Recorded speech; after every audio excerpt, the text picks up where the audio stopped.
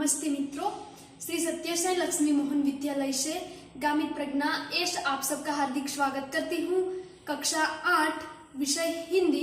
बच्चों, आज हम द्वितीय सत्र के प्रथम चैप्टर जिसका नाम है पत्र एवं डायरी। तो बच्चों, आज हम पत्र एवं डायरी के बारे में समझेंगे। बच्चों, द्वितीय सेमेस्टर के प्रथम चैप्टर को आज हम पढ़ेंगे जिसका नाम है पत्र डायरी। तो बच्चों, टेलीफोन, मोबाइल, ईमेल जैसी आधुनिक सुविधाओं के बावजूद पत्र लेखन का आज भी अपना महत्व है। मित्र, परिवारजनों तथा संबंधित अधिकारियों को पत्र लिखने के अवसर हमें आते हैं। तो अतः पत्र किसे लिखना, किस प्रकार लिखना जैसी कला का ज्ञान हमें होना जरूरी है, आवश्यक है। तो बच्चों, अब हम पत्र के बारे में समझेंगे। दूर बसे अपने संबंधियों, मित्रों, परिवारजनों तथा कभी कभी विभिन्न अधिकारियों को पत्र लिखने की आवश्यकता रहती है। तो बच्चों, हमें हमारे जीवन में अपने संबंधियों, मित्रों, परिवारजनों तथा कभी कभी विभिन्न अधिकारियों को कुछ कारण पत्र लिखने की आवश्यकता रहती है। पत्र के द्वारा हम अपनी बात अत्यंत सुगमता से उन तक पहुंचा सकते हैं। तो पत्र के द्वारा अपनी बात हम बहुत अच्छी तरह से, सरलता से उनके पास पहुंचा सकते हैं। यद्यपि आजकल दूरभाष, ईमेल, इंटरनेट, मोबाइल फ़ोन आदि द्वारा भी यह कार्य किया जाता है, फिर भी पत्र का महत्व कम नहीं हुआ है। क्योंकि तो बच्चों, आज telephone, email, internet, mobile phone आदि द्वारा भी ये सभी काम किए जाते हैं, फिर भी आज पत्र का महत्व कम नहीं है। तो क्यों पत्र का महत्व कम नहीं है? तो यहाँ पर है, पत्र के द्वारा विस्तार से अपनी बात व्यक्त की जा सकती है। तो हमारी जो बात है वो हम विस्तार से लिखकर अपनी बात को हम व्यक्त कर सकते हैं। उनके बाद है, पत्र के द्वारा विचारों को प्रेषित करना अन्य साधनों की अपेक्षा सस्ता है। तो हम टेलीफोन द्वारा, मोबाइल द्वारा जब वो बात करते हैं तब उनका हमें बिल भरना पड़ता है कि रिचार्ज करना पड़ता है, लेकिन पत्र के द्वारा हम सस्ते में हमारा काम पूर्ण कर सकते है। उनके बाद है, अधिकारियों तक अपनी बात पहुंचाने, शिकायत करने, आवेदन या प्रार्थना आदि के लिए केवल पत्रों का ही सहारा लिया जा सकता है, अन्य साधनों का नहीं। तो हमारा जो अधिकारियों है उन तक हमारी कोई भी प्रार्थना, विनती हो या कुछ शिकायत हो तो उसके लिए हम केवल पत्रों का ही सहारा लिया जा सकता है, अन्य साधनों का नहीं। बच्चों, यहाँ पर हमें दिया हुआ है पत्र लेखन। तो सबसे पहले हम पत्र के बारे में समझ लेते हैं कि हमारे जीवन में लेखन का बहुत महत्व है। हमसे दूर रहने वाले स्वजन, मित्र, संबंधी तथा व्यावसायिक अधिकारियों से पत्र लिखना जरूरी है। आज के युग में मोबाइल, इंटरनेट, ईमेल वगैरह से संदेशा व्यवहार का उपयोग किया जाता है, फिर भी पत्र का महत्व कम नहीं है। पत्र द्वारा अपने विचारों की अभिव्यक्ति के लिए हम पत्रों का उपयोग करते हैं। किसी का शिकायत के लिए, आवेदन, निमंत्रण, प्रार्थना आदि के लिए हम केवल पत्र का ही उपयोग करते हैं। तो यहाँ पर बच्चों हमें इस इकाई में पत्र दिए हुए हैं, तो उन पत्रों को हमें समझना है कि हम निमंत्रण पत्र कैसे लिख सकते हैं, बधाई पत्र कैसे लिख सकते हैं। तो यहाँ पर पहला पत्र है निमंत्रण पत्र, उनके बाद है बधाई पत्र, उनके बाद आश्वासन पत्र, उनके बाद है अनुमति पत्र, उनके बाद है प्रार्थना पत्र। नंबर 6 है कार्यालयी पत्र, व्यावसायिक पत्र। तो ये सभी पत्र हम किस प्रकार लिख सकते हैं उनके बारे में हमें समझना है। तो प्रथम है निमंत्रण पत्र। तो यहाँ पर है जन्मदिन के अवसर पर उपस्थित रहने के लिए मित्रों को निमंत्रण पत्र। तो यहाँ पर जन्मदिन के अवसर पर मित्र को उपस्थित रहने के लिए एक निमंत्रण पत्र लिखना है। तो 90 बुधनगर सोसाइटी, लिंबायत, सूरत 394210, 8 अगस्त 2011। तो यहाँ पर बच्चों जो पत्र लिख रहा है उनका एड्रेस है और उनके नीचे यहाँ पर प्रिय मित्र स्नेहल, सप्रेम स्मरण। तो यहाँ पर जिसे हम पत्र लिख रहा है उनका नाम है। उनके बाद तुम्हें यह जानकर खुशी होगी कि अगले रविवार को मेरा जन्मदिन है। तो यहाँ पर एक मित्र स्नेहल का जो मित्र है वो जन्मदिन निमंत्रण पत्र लिख रहा है कि तुम्हें यह जानकर खुशी होगी कि अगले रविवार को मेरा जन्मदिन है। इस बार तो छुट्टी के दिन ही मेरा जन्मदिन है, इसलिए मैं अपने सभी मित्रों को बुलाना चाहता हूँ और उन सबको आज निमंत्रण भेज रहा हूँ। तो जो मित्र है उनका जन्मदिन आज छुट्टी के दिन यानी कि रविवार के दिन ही उनका जन्मदिन है और उनके जन्मदिन पर वो सभी मित्रों को बुलाना चाहता है और आज वो सबको निमंत्रण पत्र भेज रहा है। तुम जानते ही हो कि सालगिरह का दिन कितने आनंद का दिन होता है। क्या कहता है कि तुम जानते ही हो कि सालगिरह यानी कि जन्मदिन का दिन कितने आनंद का उत्साह का दिन होता है। उस दिन हमारे कई रिश्तेदार भी यहाँ आएंगे और जन्मदिन के दिन हमारे और भी कई रिश्तेदार भी आएंगे। विपिन, साजिद, प्रशांत, सानिया आदि सब अवश्य आएंगे। तो विपिन, साजिद, प्रशांत, सानिया वो सब भी उनके जन्मदिन पर अवश्य आएंगे। मैं चाहता हूँ कि तुम भी उस दिन यहाँ जरूर आओ। तो स्नेहल का जो मित्र है वो स्नेहल से कह रहा है कि मैं चाहता हूँ कि तुम भी मेरे जन्मदिन पर जरूर आओगे। यदि तुम नहीं आओगे तो हम सबको बुरा लगेगा। क्या कहता है कि जब तुम नहीं आओगे मेरे जन्मदिन पर तो हम सबको बुरा लगेगा। हम तो उस दिन सारा समय आनंद में बिताना चाहते हैं। तो हमारा जन्मदिन हम सब आनंद में बिताना चाहते हैं। दिन भर भोजन, जलसा, खेल आदि होगा और रात को सिनेमा देखने भी जाएंगे। तो यहाँ पर बच्चों जन्मदिन के दिन भर क्या करना चाहता है? भोजन खाना चाहता है, जलसा करना चाहता है, साथ साथ खेलना भी चाहता है और रात को वो सिनेमा गृह में पिक्चर देखने के लिए जाना चाहता है।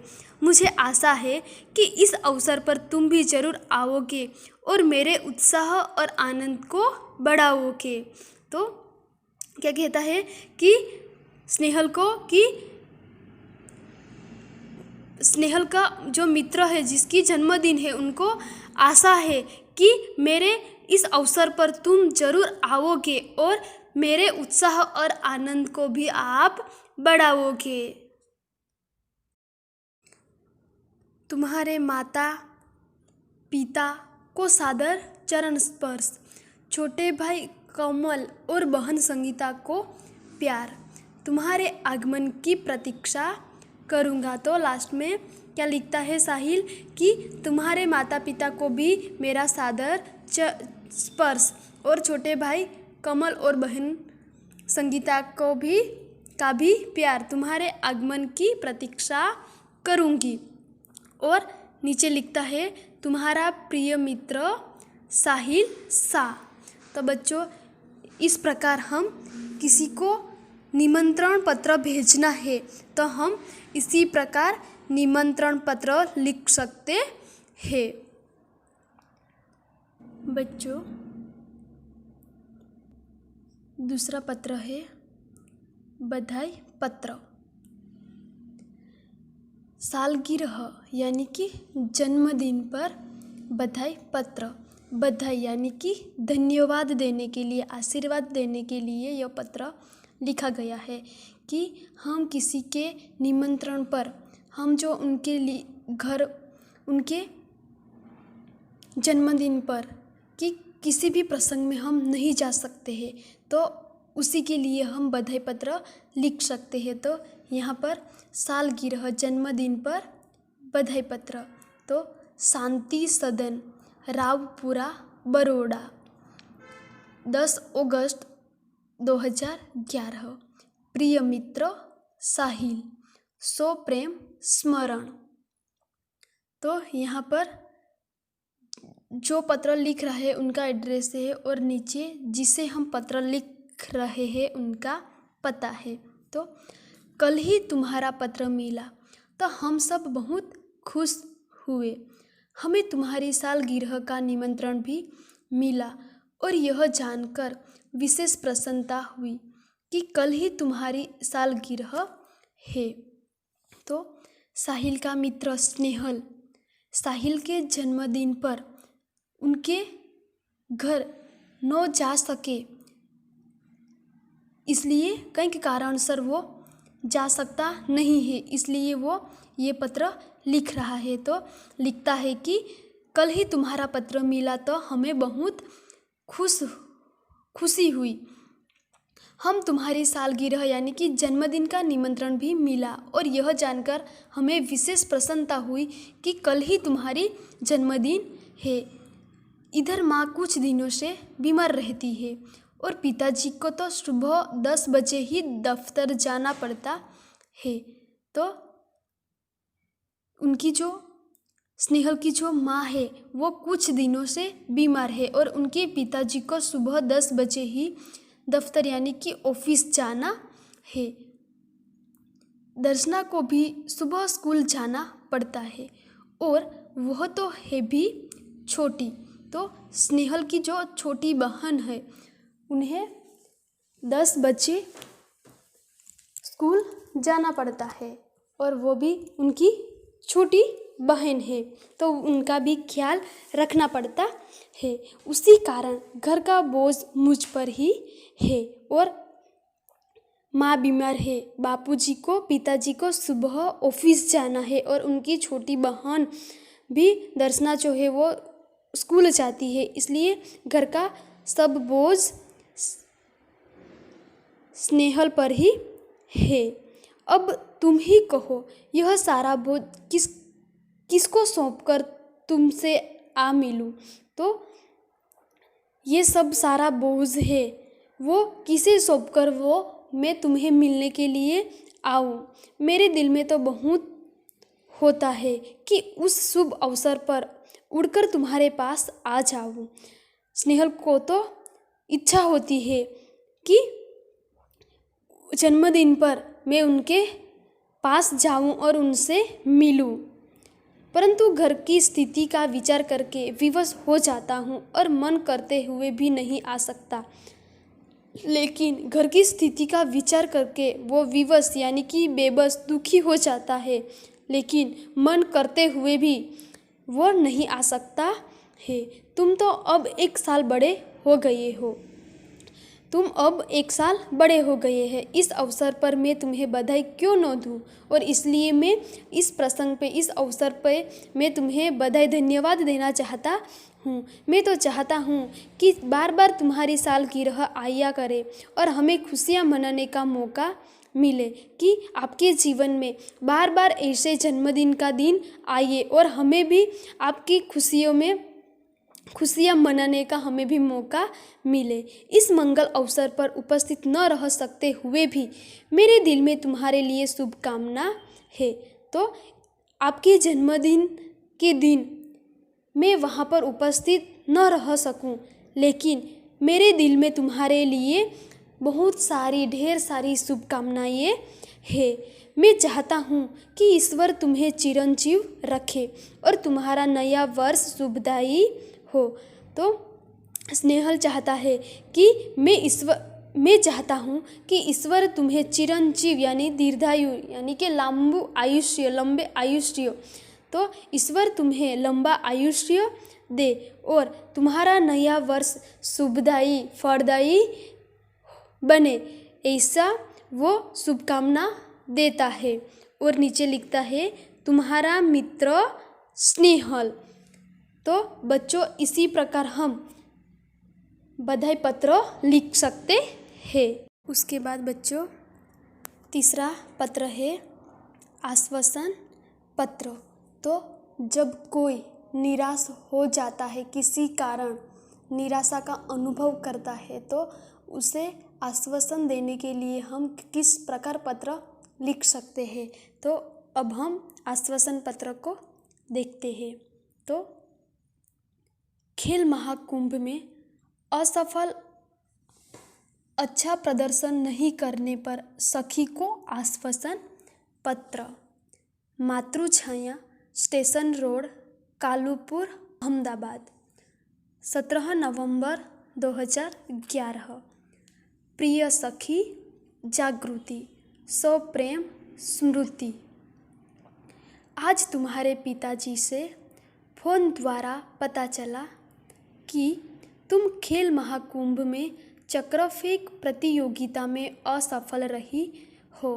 तो यहाँ पर जागृति की मित्र सखी अवनी जागृति को पत्र लिख रही है। तो वो जागृति से कहती है कि आज तुम्हारे पिताजी से फ़ोन द्वारा पता चला कि तुम महाकुंभ खेल में चक्र फेंक प्रतियोगिता में असफल रही हो। इस समाचार से मुझे बहुत दुख हुआ कि तुम्हारा इस प्रतियोगिता में प्रदर्शन अच्छा नहीं रहा और तुम्हारा प्रतियोगिता में प्रदर्शन अच्छा न होने के कारण अवनी को दुख होता है। हमने तुमसे बहुत आशा लगा रखी थी कि तुम जिले में प्रथम आओगी। तो अवनी क्या कहती है कि हमने तुमसे बहुत आशा थी कि तुम जिले में प्रथम आओगी। प्रिय सखी, खेल में हमेशा जीतना ही महत्वपूर्ण नहीं होता। तो खेल में जीतना ही महत्वपूर्ण नहीं होता, लेकिन भाग लेना भी जरूरी है। अब जो कुछ होने वाला हो गया है, इसलिए उसका शोक न करना चाहिए और इस असफलता में निराश भी न होना चाहिए। तो जो कुछ भी हो गया उसके कारण हमें निराश नहीं होना चाहिए, निराश न रहना चाहिए। असफलता भी सफलता का सोपान है। तो असफलता ही हमें दूसरी बार सफलता भी दे सकता है। सफलता उन्हीं के चरण चूमती है जो अपने ध्येय प्राप्ति के मार्ग पर डटे रहते हैं। तो सफलता उन्हीं के पास जाती है जो हमेशा के लिए अपने ध्येय प्राप्ति के मार्ग पर लगे रहते हैं और मेहनत करते हैं। अब निराश या हतोत्साह होने से कोई फायदा नहीं है। अब निराश होने से कोई फायदा नहीं है।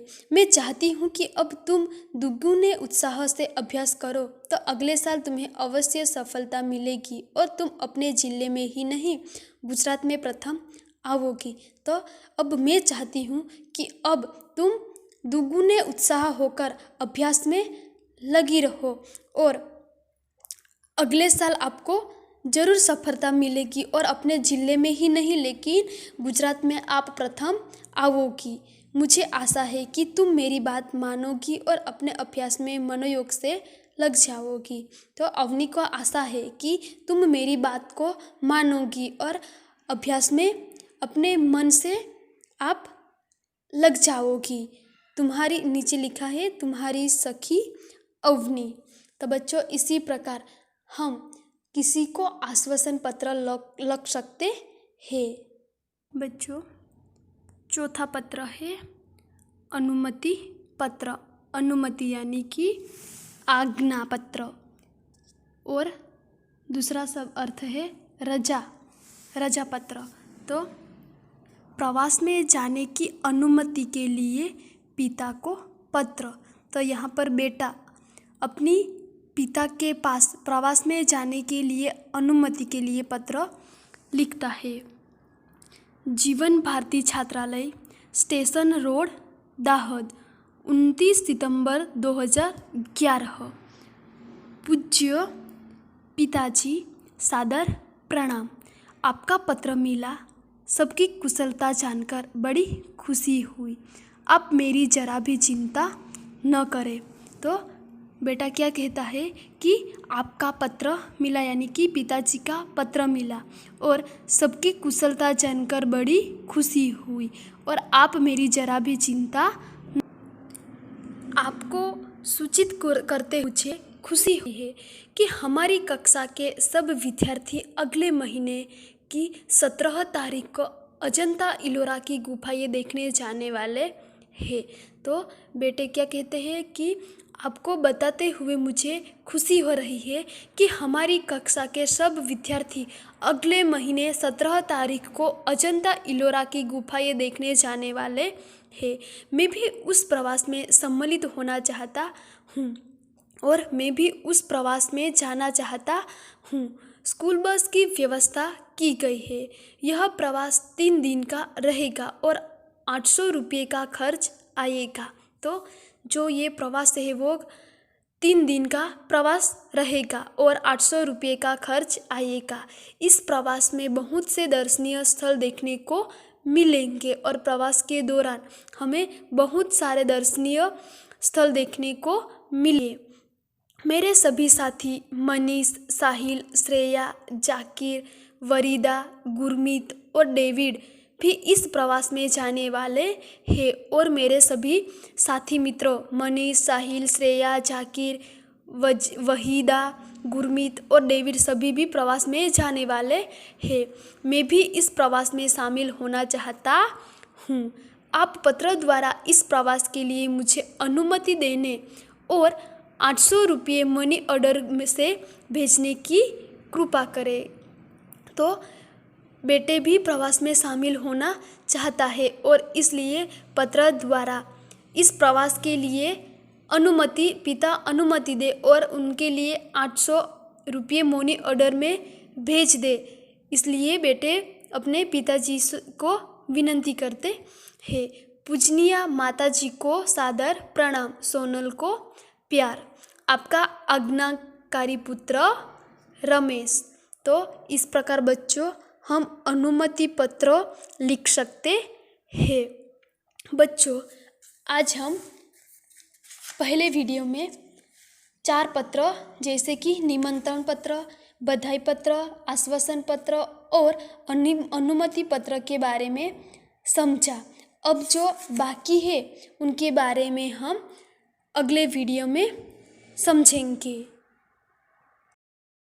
बच्चों यहाँ पर मैंने होमवर्क में 2 पत्र दिए हैं। पहला है जन्मदिन के अवसर पर आप अपने मित्र को निमंत्रण पत्र लिखिए। दूसरा है परीक्षा में असफल अच्छा प्रदर्शन नहीं करने पर अपनी सखी को आश्वासन पत्र लिखिए। तो बच्चों आपको होमवर्क में दोनों पत्र लिखकर मुझे भेजना है। धन्यवाद।